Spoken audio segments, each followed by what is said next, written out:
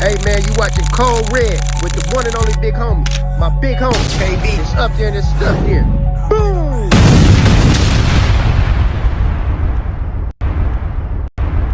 Ricardo or more. Drink like a boss.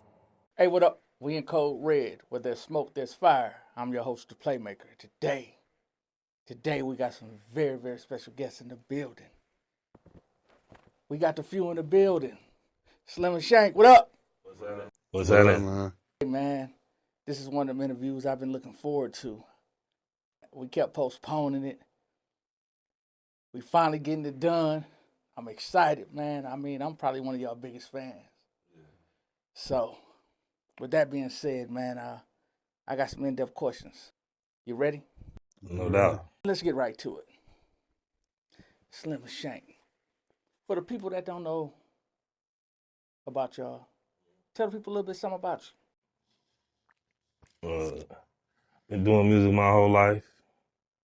That's all. That's the gist of what I've been doing. That's what's been important to me more than anything is getting on the ones and twos and just making whatever I can create. Just being creative and create whatever I can create. Okay. Yeah. Slim, what about you? I dibbled and dabbled in a lot of things. Started off, I'm always was a basketball player, but I always had a love for music. And a father, man. That's just out here trying to survive. Y'all brothers, right? No doubt. Yeah. Love brothers. So I guess this one question goes for both of y'all. What part of town y'all grew up in? North. Oh shit. Titonian, Monarchy. Titonian, right across the street from the Tasty Twist. We had my granny stayed in that house. That's where we grew up at. 9th and Keith. Okay. North Line. But mainly 41st Street. Yeah, 41st Street is like the state. First. Man, a lot of legends came from that block, man. We got Yeah. A lot of more brothers, yeah. Big and Bound. My guy Dante Mack down there coaching at Alabama. Man, we got the super producer Meech from over there. Yeah, my guy. Oh yeah, Meech stay right across the street from us. Yeah, right shout out to Meech. Yeah, a whole lot of legends came from that block, man. That's crazy. A lot. You got Jake Lattimore. Yeah. He was a block away, so you know that area is real prominent with talent. Man, that's crazy. But there was a time, right, before y'all was known as the Few. Yeah. What was life growing up for y'all? Shit, it was me. It was always me, my brother and Awal. If you ever seen 85 South, and you seen how them niggas act, that was us all day. All day. All day, fam. Goofballs. Making fun with anything we possibly could. And that's what really got us to manifest this group shit, because we was always saying we was a group just joking around, doing skits, whatever. Like I'm not lying to you, we was really like 85 South, just some goofballs, just ribbing other people, practical jokes, whatever you could think of. That's what we was doing.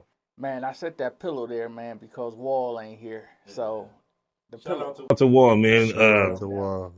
Had some things come up. He had some things going on, but we reached out to him numerous times. Oh, no doubt. Hey, Wall, we gonna come get you, man, and we gonna sit you on the couch, man. This ain't our Biggs too.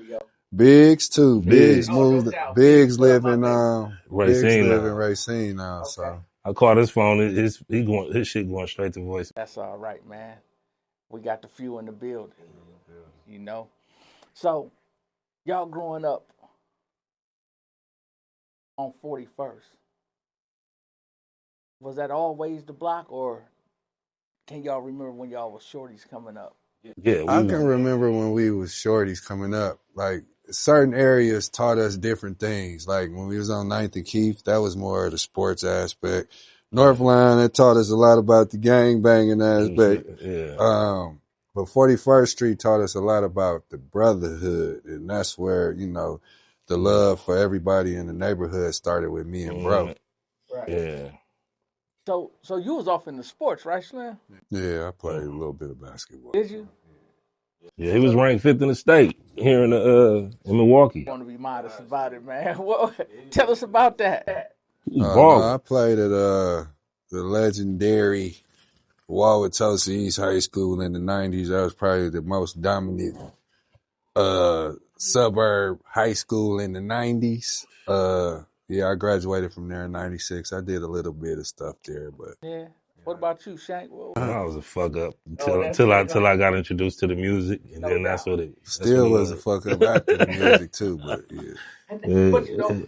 But you know, it's always like that when you got two brothers. Freaking frack. You know, that's how it usually is. And you know, Wall too, like, cause that, you know, we looked at it, we were so tight, man. It's just like, you know, so back then we all would call each other out, you know, cause we all had each other's backs at the end of the day. Yeah, because we thought Wall was your cousin. Yeah. You know what I'm saying? A lot of people think that. Yeah, he was. We brothers from another mama. Barb is still my mama. His mama's still my mama. You know what I'm saying? His family still She our raised family, us. so. We was at her house, 90 going north, 3204 North Want to Sherman. say rest in peace to Shout Rita. out to the Blue Room. Rest in peace to Sharita Rita Womack. was part of the just as part of the few as, you know, we was. So we're gonna say what's up to Rita. That was Wall's sister that passed. I know if he was here, he would have definitely said that. So I got him. I'll say that for him. No doubt. So tell me this, man. One was the baller, one was in the streets. I wouldn't say in the streets. I was just a fuck up. I just wasn't doing what I was supposed to do. Yeah. I didn't want to say that. The streets just sound a little better for me to call you a fuck. I'm a realist though. I'm not gonna put a jacket on me I can't wear. You know what I'm saying? So, but you know, yeah. I mean, I just wasn't doing what I was supposed to do, and then I found the music, and then I still, like my brother said, I still wasn't doing what I was supposed to do, but that shit paved the way for something down the line that was on its way. You know what I'm saying? So, at what age did y'all really find the love for the music then? I don't know. It's when Wall's sister, Sharita Womack, RIP to Sharita again, she had bought him a DR5. Okay. So he had called us up, and he like, yo, I got this beat machine. And he was already he had already did some songs with his cousins and shit. And I didn't know nothing about music at all. Only thing, my granny had bought me a Casio keyboard. I was tinkling with the motherfucker, but it didn't have no record button on it, so I couldn't never make my own music. And that was early age. But so when he got that, I would never leave it alone. I'd go by his house, and it was like, you know how a motherfucker fuck with a Rubik's Cube until you figure it out? That's what all I was on. Yeah, every day. Figured it out. So you was the first one? I was the first one to really be involved in the beat making shit like that. He was the first. I could say honestly, he was the first sound for Chosen Few. At what age was that though?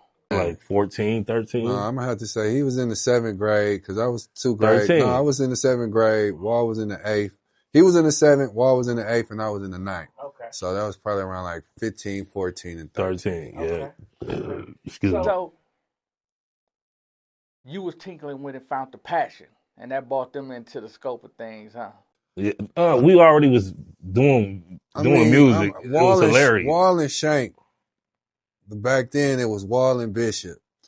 They had Shankum and Bishop. Yeah, Shankum and Bishop. Shankum and Bishop. Yeah, so he got his name off Bishop. They went to this one producer. I'll never forget. He stayed over off of Deneen, and we didn't know at the time it was a remake to E40 song. You talking about Des G? Yeah, I don't know if you know who Des G is, but he was the Colors with the DR5 back then. They did a song off of that, and I thought Doc Holliday was.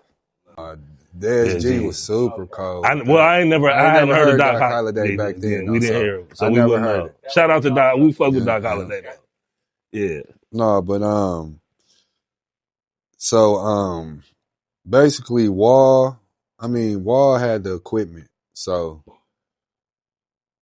bro had the sound, and Wall got the ear for engineering. Yeah. Like just how he picked up. But just as slow, just as how we all picked it up together, it's like he knew his role, I knew mine. You know what I'm saying? And from that point we grew with it, and we formed a chemistry. So the name was Shankum and Bishop. It was always us. It was always I was hooping, but I was still rapping. But that's all they was doing, rapping. So so you hadn't yet joined the fold full circle. I was in the circles, Yeah. but I ended up going to college. Yeah. So when I went to college, that's when Biggs came in. Yeah, he got out of jail. Biggs had got out of Yeah, jail. and Biggs joined, and then when I was in college, that's when they came up with the group Chosen Few. Mhm. So that's a whole nother story. So the name Chosen Few Came from Biggs. So Biggs put that together. He kind of Biggs molded us. You know what I'm saying? Like we was still young and we was, you know, we was rapping like street rappers, but we was too young to know what the fuck was going on. So it was like, but we was dope though. Like the music was dope, everything was dope, and the talent was there. So it was like Biggs just came in and molded us. He like, man, don't say that shit. Say this, do this right here. You know what I'm saying? And from that point on, it was like a chemistry. So how do a group of kids off of 41st Street, which would kind of be like what, uptown kind of? Midtown. So I say the middle. I say Sherman. The Sherman area kind of like. Some call if it you the had zoo. to say it, it'll kind of give you like a Harlem feel, because how everybody around that area swag was. Yeah. It was like it's different in Sherman. So yeah, Sherman was different, and then the houses, everybody kind of kept shit up. it turned into the zoo Because definitely. on the insides, but riding down Sherman, like when Dino DeValier, shout out to our A&R at the time, he was the same A&R as Cash Money and a lot of artists, you know. He had finally flew into town and he said, dog, those shit going over here? We said, shit, you drive, you looking at them houses on the outside, but if you drive inside and see what actually goes on the inside of them blocks, you're going to see a lot of shit. Okay. Yeah. Because my question was, how does some kids off 41st Street end up on the east side? How did that all happen? Well, so me and Wall got into it. Right. So I moved to Chicago for a minute. I was fucking with Shorty Capone, who fucked with Crucial Conflict. Okay. And I was just doing music out there. I didn't really have no deal or nothing, but he welcomed me in and he allowed me to vibe with him in Chicago. So I was always catching the Amtrak out to Chicago. I wasn't really fucking with me, and Wall was at Oz. I think my bro, he was in college at the time. I was in college. And I was like the middleman of that, because that's my brother. But you know, when shit right is right, when it's wrong is wrong. So you know, I was always the one trying to keep that, you know, that balance, because I knew at the end of the day we brothers, and the music shit was in us. So can't. Yeah, so I was out there with them, and I get a call and they're like, hey man, this shit happening, bro. You gotta come back home. And I'm like, what y'all talking about? And they're like, just come home, we gonna talk to you. So, you know, I wasn't like on no snake shit. I let Shorty know. I'm like, listen, man, I'm gonna head back home. They said they got something on and he wished me well. He had already had dealings with Universal. That's who he was dealing with already. You know what I'm saying? So him and Crucial Conflict was signed to Universal already, but we don't even know that that's in the plans yet. Right. You know what I'm saying? So I end up going back home. So it had happened that Jersey Ave was going back and forth with Rab, because Rab wanted to fuck with them on some business shit, and they pops and them wasn't really feeling the direction of that, because they was already in the gospel, and they was like, you don't know how this is gonna work. Right. You know, Rab was a street nigga, and they was like, but we do got the niggas for you. So they sent them our direction. Okay. And from that, all the history began. And that's where it. So meeting Lil Rab, right? Yeah. When they first took y'all to Rab, what was it like?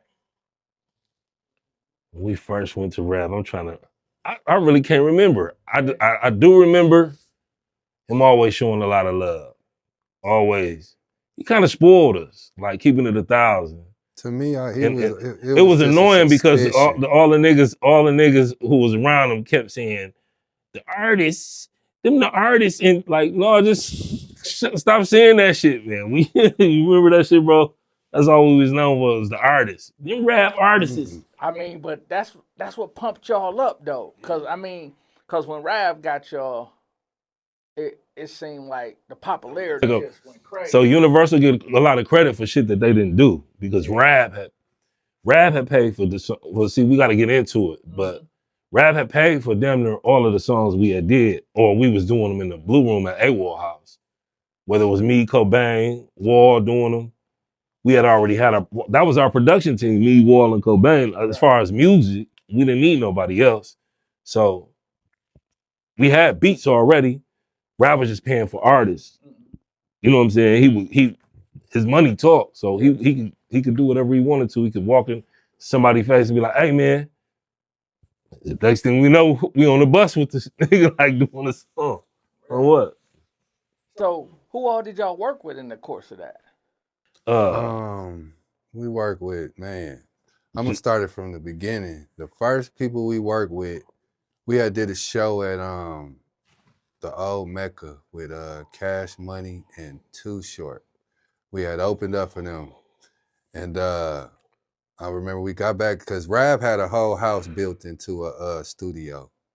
So we get back to the house after the show. It's probably like midnight. Rav like, I got some people that's coming through. My bad, I'm gonna kill He his really voice. sounded like him But too. I got some people that's coming through.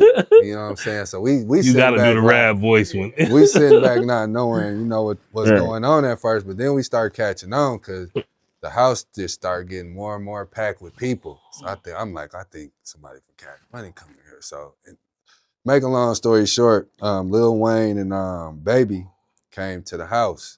Lil Wayne, Baby, and BG came to the house. We ended up doing a song with them. I'm not gonna sit here and act like the interaction with them was like all buddy, because they really made it seem like it was business. But we still had the chance to do a song with Lil Wayne and BG. Yeah, I was so sick during that time too. They had to, cause I had pneumonia. So I'm at the house when I didn't even want to come. I'm like, man, I ain't coming. I'll do my verse later. They like, they all here, bro. You gotta come. You gotta come. So I get up and come, and I was so sick. I ended up staying for like an hour and going right back home. That's how sick I was. So they end up doing what they did, and then I heard the shit like maybe 3 days later, and that's when I recorded my vocals, whatever they had going on. So then after that, we ended up bonding. I could say we ended up bonding with Juvie.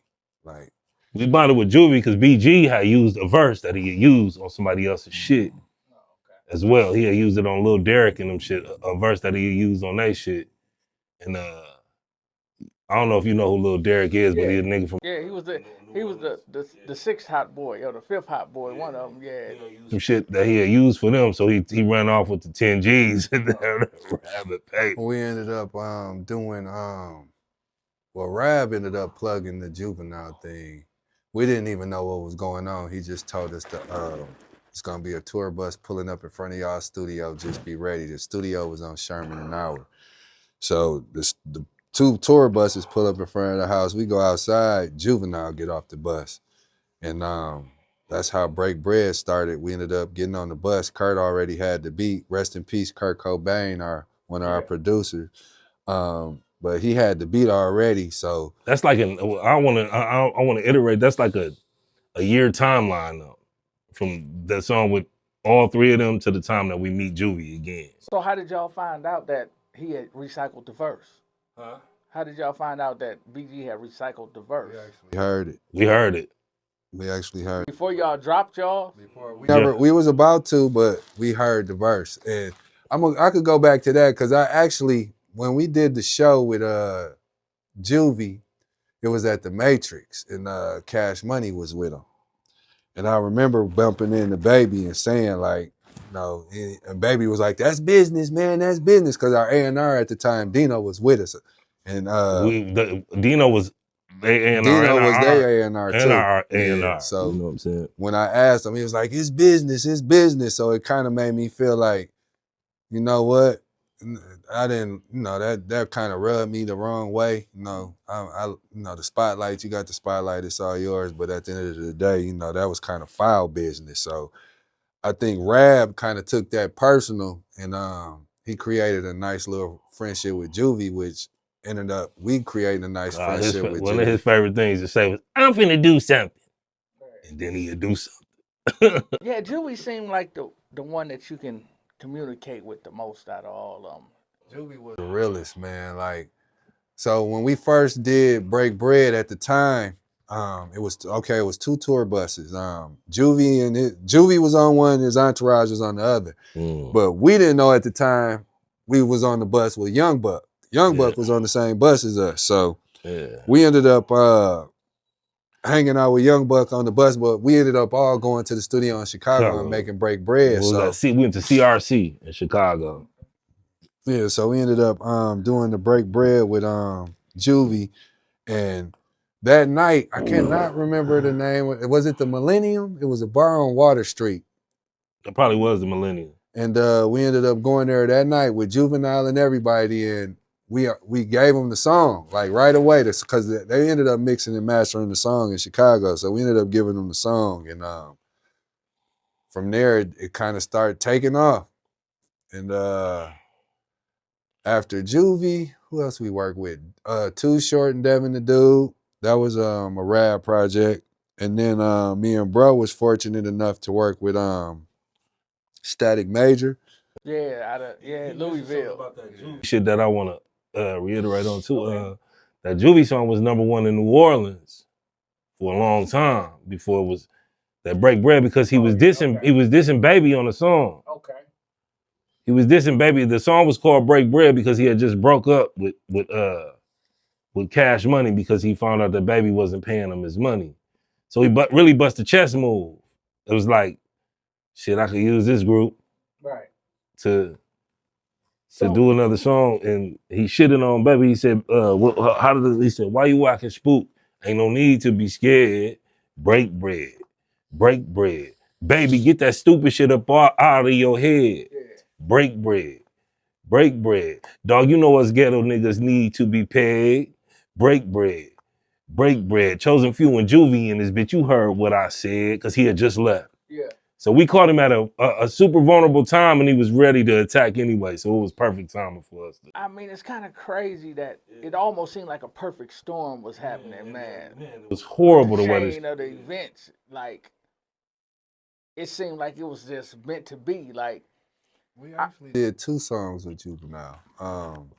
Juvie had came back like 2 months later, and he was just, I remember his tour bus was on Wisconsin, right by the Grand, and we had got on the bus, and he was like, man, let's do one more song.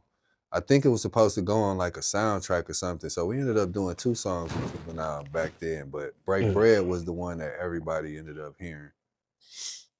So, y'all go through the Cash Money situation. I remember y'all had a couple more features though, right? We had Static Major, we had Too Short. We Too had Short, Devin the Dude.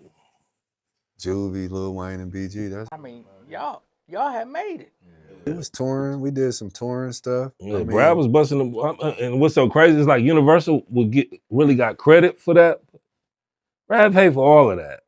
And you got to shout out to Lil Rab, man. He paid. You got to shout out to Rab, man.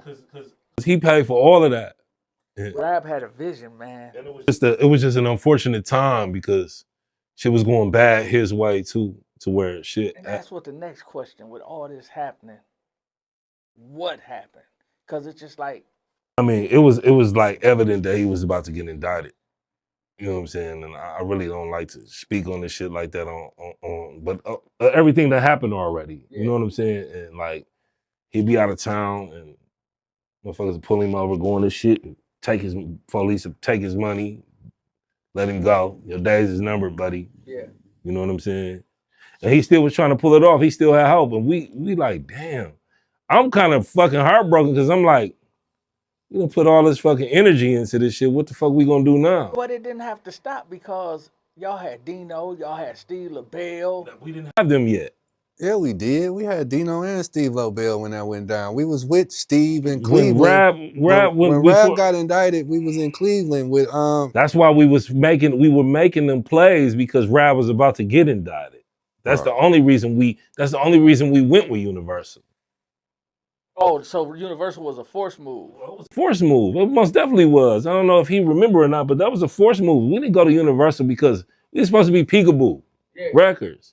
Rab was about to get indicted, and we all huddled up and said, man, this shit finna go left. Yeah. Real shit. So it was a forced move. So how was it working with Steve LaBelle? for me, it was, I'm a realist. Keeping it 100, I ain't like him at first. You know what I'm saying? But then we end up doing a show at the Century Club. And then I finally told him, I said, man, I don't know what it is, bro, but I don't feel your energy. You know what I'm saying? And we sat out there and talked for like 20 to 25 minutes, me and just him. And he's like, Shank, we just gonna work on it, bro. We just gonna get better together. This is the industry, bro. Everybody don't like everybody out the gate, but my job is to make sure that y'all make money, man. And that's what I'm here for. What ended up happening was Rav had sent us to New York in a van, and we ended up meeting the dude named Chris Halliburton.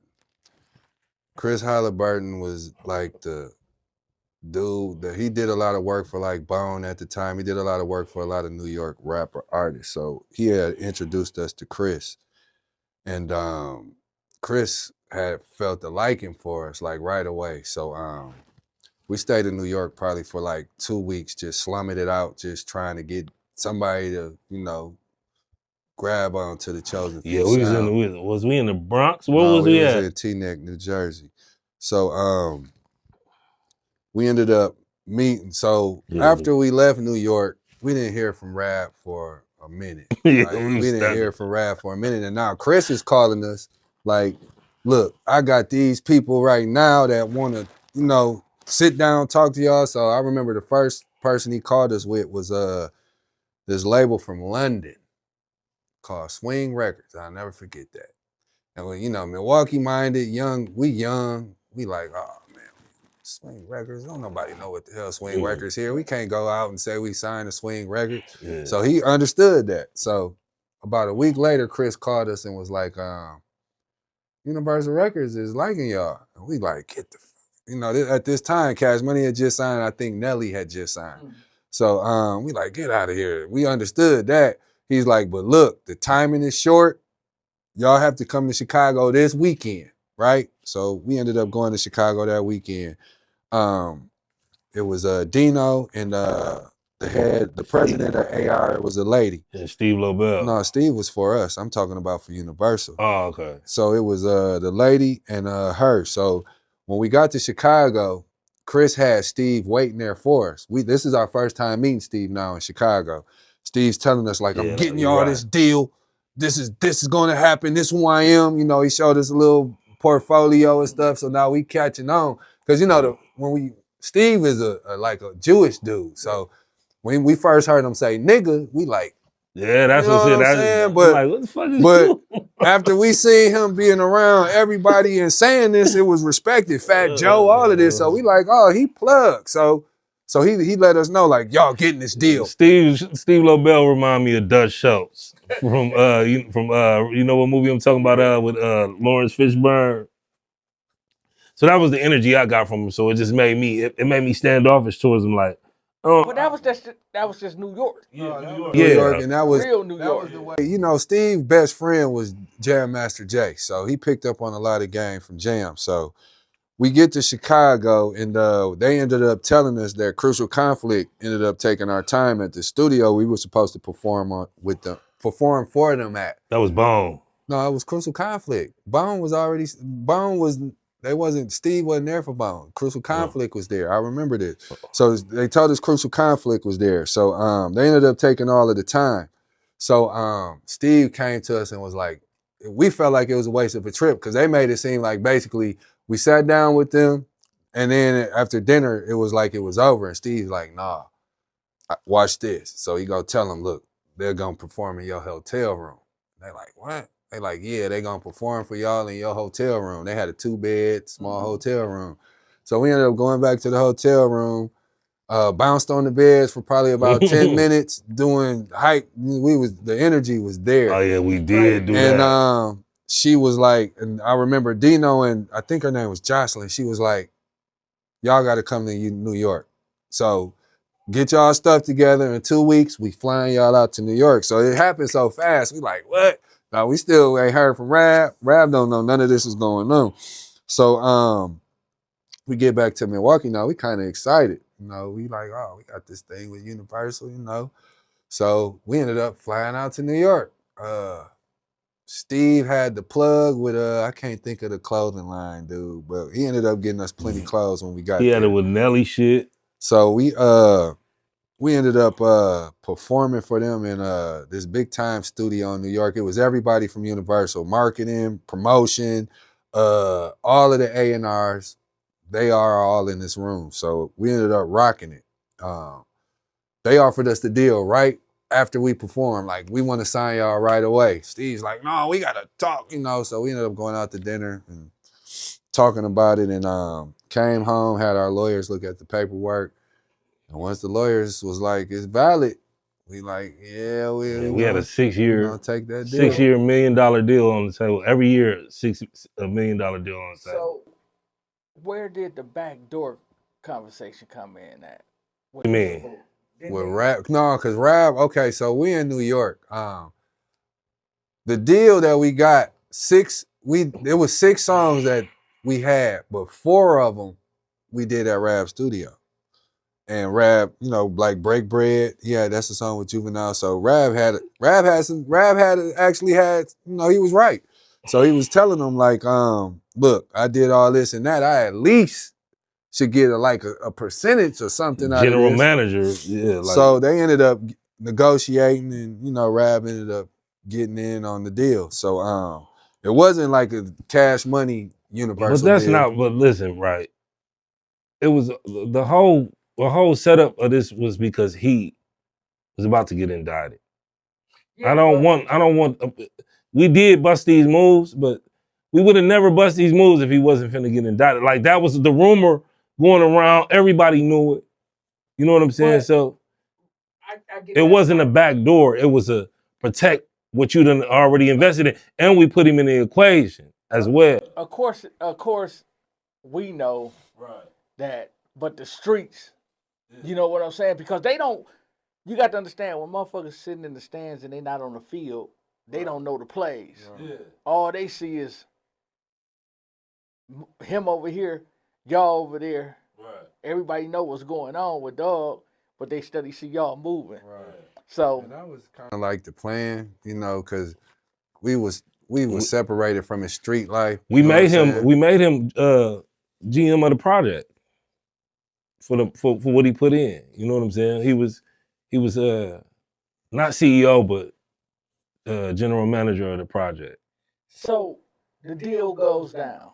Yeah. Y'all Universal artists. Yeah. Y'all got the city on fire, right? Yeah. Y'all and Peekaboo come for understanding everything moving forward.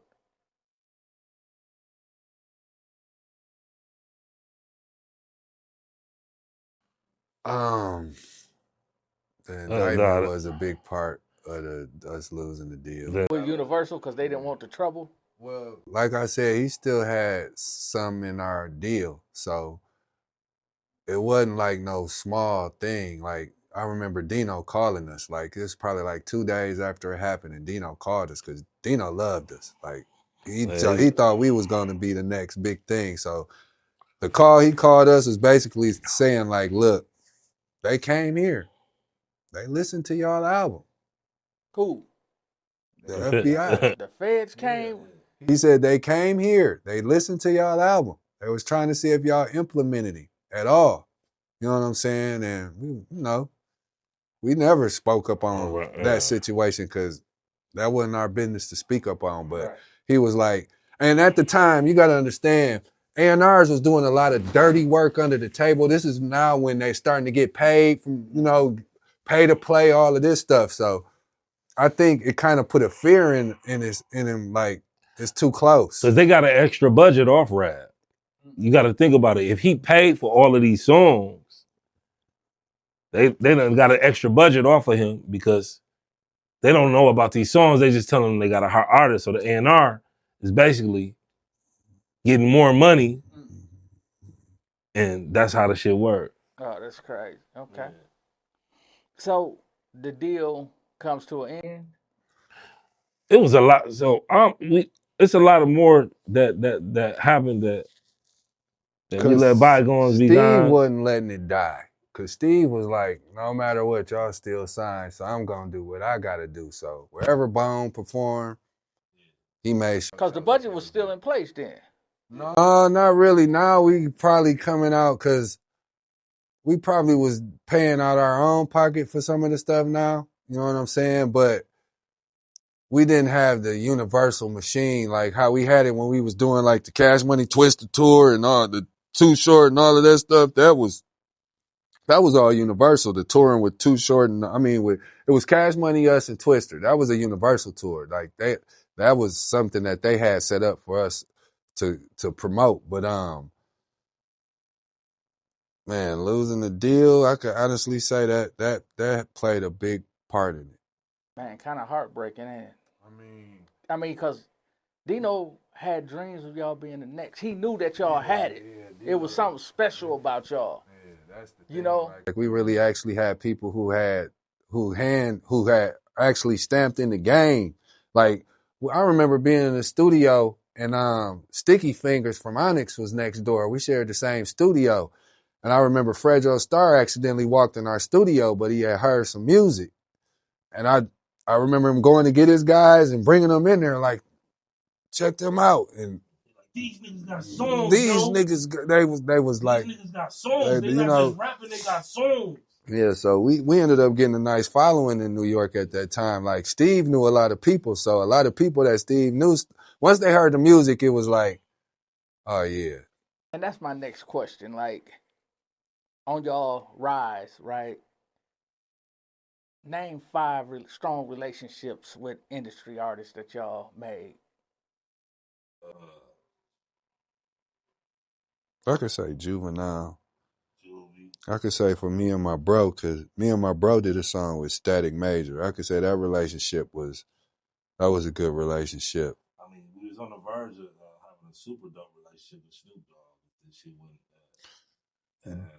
Daz, we hung with Daz. Daz was a cool dude. Snoop Dogg was going crazy at our show. Onyx, they were some cool dudes.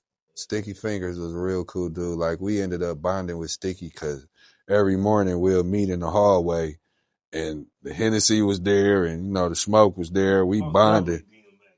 Yeah, DMX. That was probably our dopest story. It was probably hanging with DMX. Yeah, that was probably our dopest. We met him on my brother's birthday. Oh yeah, I think we did that was the Cash Money. We did the Cash Money Rough Rider tour when it came here. We was going on the elevator. I think Rav had just got a room, and he was coming off, and he like, yo, who got smoke? Who got smoke? So we like, so Rav went and got weed, came back, and hanging with dude for like 4 hours. Man. Realest conversation. Like it wasn't the DMX, it was him being himself. And then it was my birthday. so he really was big on the prayer, huh? That wasn't nothing that was real, huh? It was real at that. I got a big bottle of hash oil. I don't got no smoke, but I got a bottle of hash oil. Come on up. Yo, want some? Yeah, I'm not greedy. Yeah, he did that too. So we named 5. No, Lazy Bone too. Lazy Bone. Bone Thug. Lazy Bone was probably. We sat back and freestyle with Lazy Bone so many times, but Lazy Bone is cool. Busy Bone is cool too, but Busy Bone kind of different because when you talk to him, his eyes were always rolling in the back of his head, like, but Busy was cool. We never interacted with Crazy, and I got a Wishbone story that's kind of like, it's funny, but I got a Wishbone story. Let's hear it. No, so we ended up going to Chicago because, like I say, whenever Bone is in the area, Steve makes sure we with him. At least if we're not performing, we there promoting ourselves. So they was at the House of Blues in Chicago, and so the show over with, we ended up staying in the same hotel with them, probably about 30 minutes outside of Chicago. So bro wasn't in the room, because if bro was in the room, it probably would have went there. But it was me, Kurt Cobain, rest in peace, and Wall. And we in the room now. I'm going to rewind a little bit. A couple months before that, it was the All-Star game in Philly. So we was hanging out with Bone Entourage, and one of the guys had a crazy road. So when we get to the room, I see him. I'm like, oh, that's the nigga with the janky road. And they took that like a rank, like I was ribbing. So they tried to rib me. So that's one thing I don't do when I'm buzzing. So I got to killing them. The whole everybody in the room has got the roasting them. I even had them laughing. Like the niggas was laughing. So I said something about a Cleveland Brown helmet. And we was playing, I remember I was playing PlayStation with a nigga. I was the Packers and they was the Brown. And I was ribbing a nigga, telling him about the Cleveland Brown helmet something. And next thing I know, Wishbone was standing in front of the TV. I'll never forget it because he had this big ass cross and the cross was swinging. He was like, what you say about Cleveland, nigga? And in my head, I'm like, is he for real? This nigga for real? And the nigga was for real. So I'm like, dog, I kind of got like, man, we joking and chilling, you know what I'm saying? But, it ain't that. He trying to flex on me, and I'm like, bro, it ain't that, bro. You know what I'm saying? So he ended up calling the nigga to the room. That's how I knew it was kind of tension now. Now a nigga sitting next to me with the blonde hair, I know entourages. Everybody know entourage. If the nigga ain't in the room the whole time, and all of a sudden he come in the room and sit next to you, like, oh, this must be they goon. You know what I'm saying? So luckily for bro was messing with Crucial Conflict, who at the time was beefing with Bone. So, you throw out a couple words like Shorty Capone and, and things kind of got peaceful. But I went back to the room and I told bro the story. He got on 10 like, yeah, we should. No, I'm like, bro, it's cool. But after that interaction, I always was cool with Lazy and Busy. Wish don't fuck with me. At all, huh? At all. It's my Uncle Charles, y'all. That's the joke, though. Oh, yeah. That's the joke, though, that he missed it. Yeah, that's how I Man, so y'all name 5 national relationships. Let's do 5 local What? relationships. to say Jersey Avenue. Like that bond with the Lattimore brothers was like untouchable. It was the Lattimore brothers and us was like magic in the making. It was like there was a piece of the magic. A lot of hit songs that we had. A lot of hit songs that was never heard. I'm gonna have to say artists like Trouble Souls. I have to say Shamrock and them, Spoil Rotten, Napalm. You gotta think. I'm sorry, but at the time we was not the most liked group in Milwaukee. Eye to Eye, we like Porgy, J-Roll, they was cool. We never really had no interaction with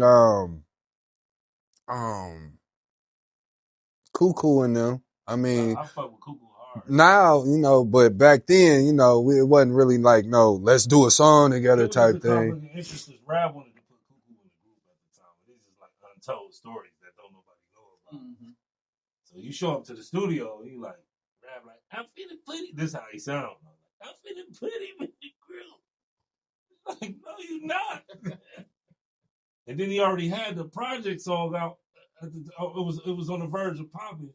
So it was like, what are you doing, bro? Like, no, we are our own motherfuckers. Like, let us do what we do.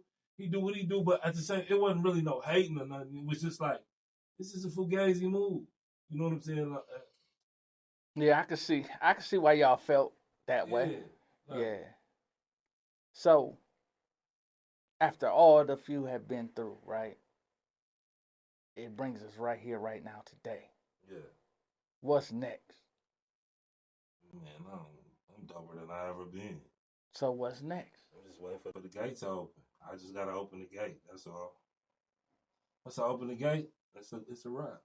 Lynn, what My you feel? creativity is fuego. It's beyond. So we got another project coming?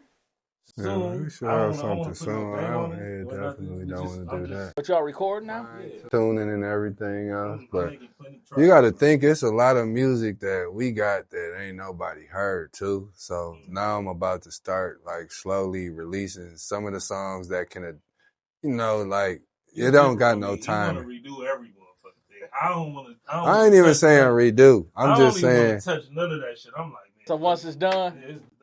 I ain't saying redo, but I'm just saying to him, he's looking at it as old, but he don't know. Like when you play this stuff to people that ain't never heard it, it's new.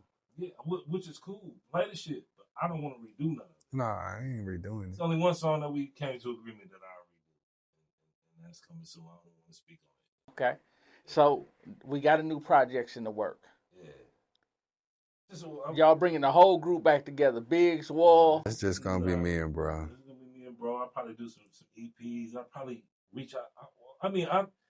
Wall is like, that's like, me and Dog is like Daz and Corrupt. Yeah. You know what I'm saying? But at any moment, he could be Daz and I could be Corrupt, or I could be, because we both did music. Yeah, Wall So did production he too. did production as well too. I just was more hands on, but I don't think it's ever gonna be a moment where nobody's excluded. Mm-hmm. It's just we in different places now. You know what I'm saying? So I respect it.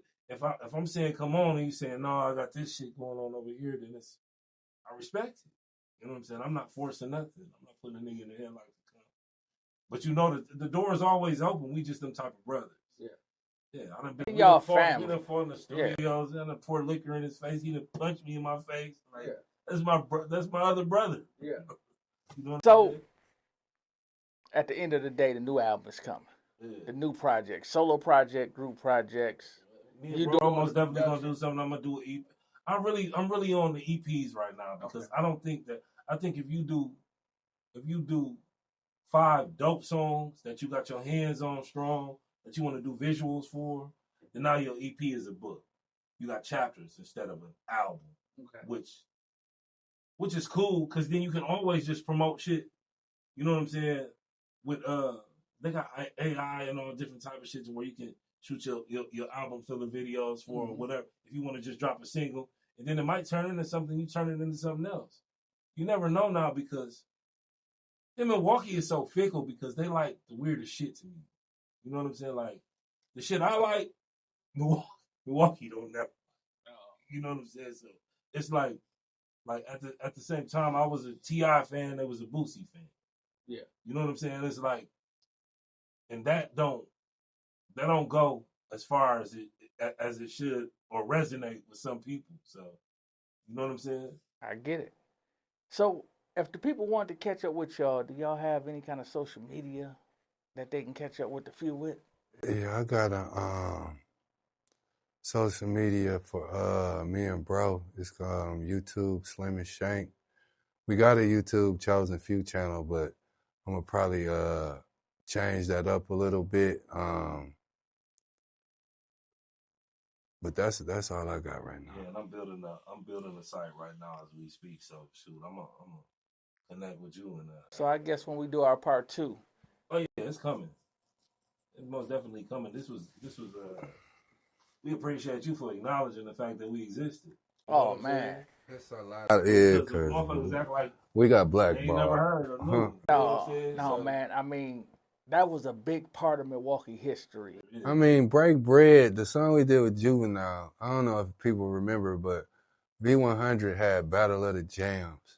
And we was the first song to ever get retired off of the Battle of the Jams. We even beat Jadakiss, Knock Yourself Out, by 100% vote. That's why I'm like, you know, I get the business and I get the business, and a lot of people felt like at the time they should have been involved and they weren't involved. So that's where a lot of the, not putting the effort in and making sure that Chosen Few, is out here. That, we got blackballed a little bit, but yeah, we did after that deal shit. And I just wish everybody was here because me too. Collectively, I love my brothers enough to not say certain shit. You know what I'm saying? So if we was all was here, we could look each other in the face and know what it is. But I'm not gonna speak on certain shit without them being here to speak back and say how they felt. You know what I'm saying? So we just keep it like that for now. Yeah, for now. Yeah. I know part 2, man, we're gonna bring everybody to the table. Yeah. We gotta bring them to the table, man, because this is gonna be epic. This is already a monumental moment, man, by even having a few. Like I said, man, I want to thank y'all for taking the time out y'all busy schedule, man, to come sit on the couch and share y'all story. Man, we honor this, man, for real. No doubt. First person to reach out to us, man. Hey, man. You get tired of telling people shit that, now they can look, they got somewhere where they can hear a little bit of it, a small piece, because it's a lot. Oh, no doubt. You know what I'm saying? But it's dope. Yeah, you know what I'm saying? And again, man, I want to thank y'all for coming on the platform. Code Red, where there's smoke, there's fire. I'm your host, the Playmaker. And we got Slim, and we got Shank, and we got the Few. Yeah.